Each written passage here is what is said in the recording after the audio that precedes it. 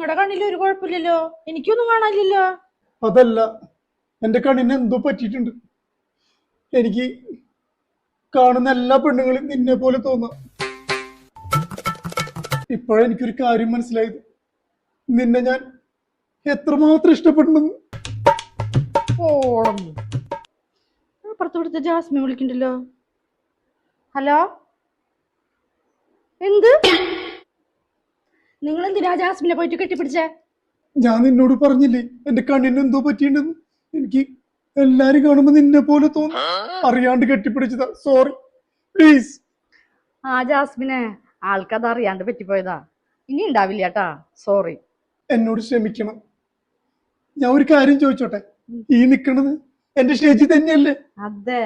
എന്നാ ഞാനൊന്ന് കെട്ടിപ്പിടിച്ചോട്ടെ? ഞാനൊരു ചായ എടുത്തു തരട്ടെ?